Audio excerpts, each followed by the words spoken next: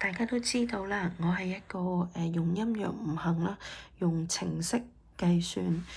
即係凡事咧都可以咧係用一啲 formula 一啲方程式咧去計算出嚟嘅幫人哋去做一個趨吉避凶啊，或者係做一個預測學嘅一個師傅，咁但係最近咧就有好多人咧就問一啲咧與呢一類我哋叫做六命學或者係風水無關嘅一啲嘢，咁我答咗好多次，咁我都為咗唔想每次重複又重複啦，咁所以我咧就會準備以下一系列嘅錄音。咁呢啲純粹我個人分享嚟嘅，咁如果你覺得你唔認同嘅，咁就或者就麻煩你唔好收聽，咁就 OK 噶啦。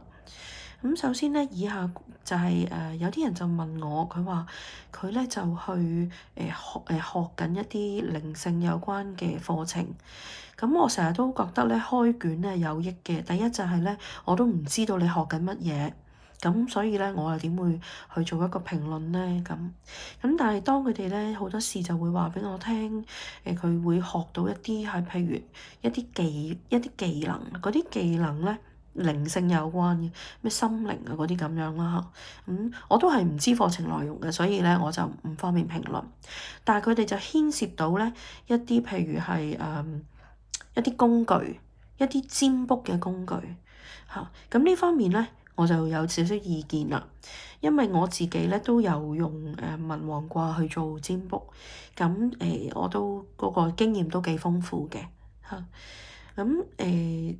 其實咧關於占卜咧係有好多特定嘅要求啊，無論咧係你嘅方法啦，或者你嘅即係甚至係時間日子啊各方面咧都有一個要求喺度㗎。同埋對於占卜嗰個人咧，咁即係唔係問事人，而係去處理占卜嗰個人咧，其實都有啲要求。咁簡單啲講咧，就係如果你唔清楚嗰個方法，或者有啲咩禁忌嘅話咧，就唔好隨便去接觸。因為有時咧，我發現咧，因為最近就太多人問我，其實呢樣嘢咧同我嘅玄學真係無關，咁所以咧我先至會一次過就答嘅啫。咁好多人咧，其實佢哋已經係佢哋以為呢個係一個個個人都可以學嘅一個技能，一個才華。咁但係原來有時呢樣嘢咧，同負能量啦，或者咧，甚至係靈體咧一啲陰暗嘅嘢咧，居然係掛上關係嘅。